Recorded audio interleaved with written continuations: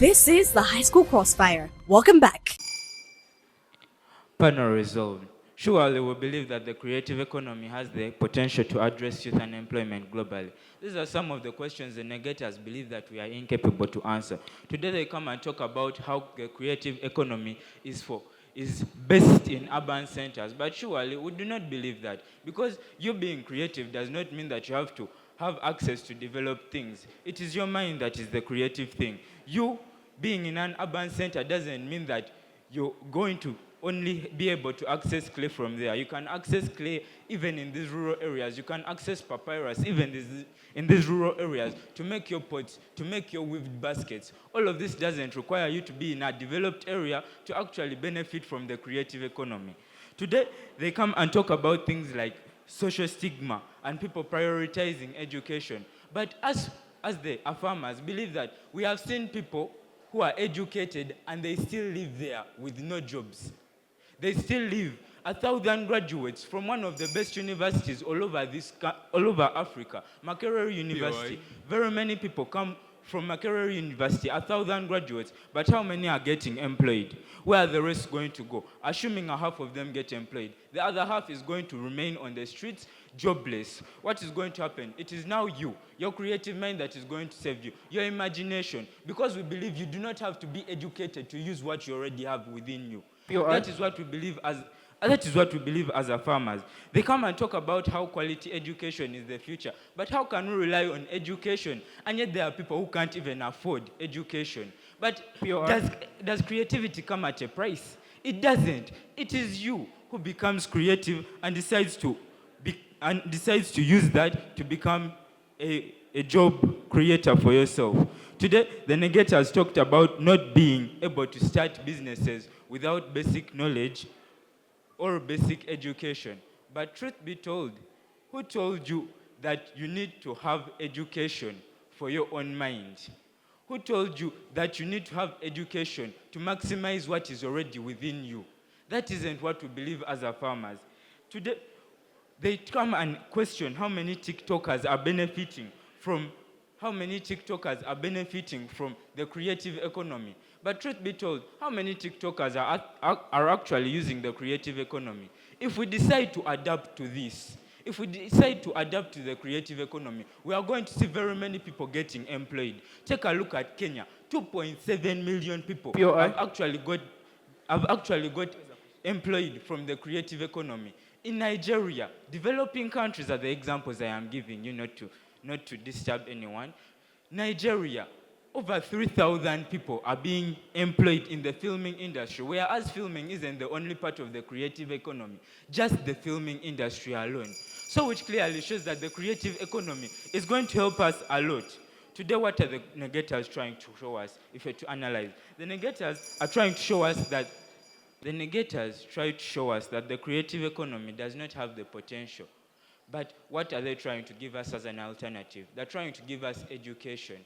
And yet, we are still seeing so many doctors being unemployed. Take a look at people like Waiki Benda, a chemical engineer, now a musician. Because he noticed that the chemical engineering couldn't employ him, now he's using the creative economy. Let us take a look at Alan Walker. He has a degree in plant and soils science, but now see where he is. He's a writer and musician, all because of the creative economy, all because of it being wide and supporting anyone, whether you are educated or not educated. Us as the Affirmers, we give you the easy way of making hard things simple, something that everyone is welcome to and can engage in and actually not suffer unemployment from your youthful stage, even after you actually being a youth. We believe that the creative economy has the potential to address some of the problems you come upon, many of the problems you come upon. Because we have now seen very many problems coming about from the education systems. We can't rely on everyone. Some people have... This house believes that the creative economy has the potential to address youth unemployment globally, right? So what Team Affirmative fails to understand is that the creative economy without foundational skills and qualities is like building a skyscraper on sand. It looks exciting, yes, but to the mere eye, right? But at the end of the day, it collapses under the reality, or the weight of the reality, right? So what do they come and say, right? First of all, they come and make something political, and they're like, the affordability won't be there on our side, right? But we show you very well in first speech that there is that the international organizations that are there and are going to be working hand in hand with us, right? We showed you that the UNICEF has 4 billion very much ready to aid quality education, right? What does that then mean? It means that it's going to be easier for these people to provide services to these lower people in the lower developing countries because they have reduced on the costs of providing the services to them, right? Meaning it's going to be much more affordable compared to their side of the house, right? 2, they come and say that we are going to have the educated people and degrees and all sorts of things, right? But my first speech clearly mentioned to you that what quality education is not just based on degrees. It is based on market skills. It is based on digital and financial literacy. It is based on far much more than just a degree. Meaning that we are going to have people who are going to engage in the other vocational and technical institutes, meaning they are going to provide them jobs and they are going to be the creators of the jobs compared to their side of the house that just believes on skills that have no foundation at the end of the day. 2, so what is the clash points in this kind of debate, right? We show you that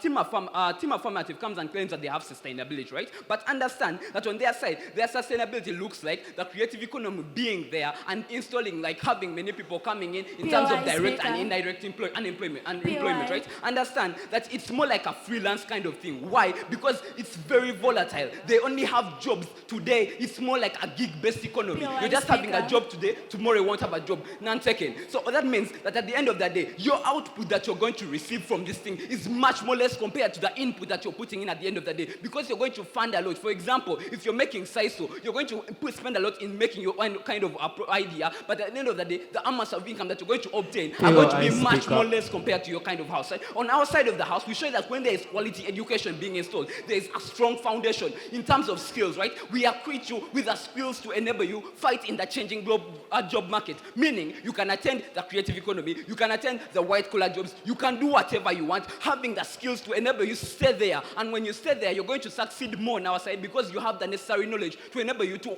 compete favorably. Second. 3.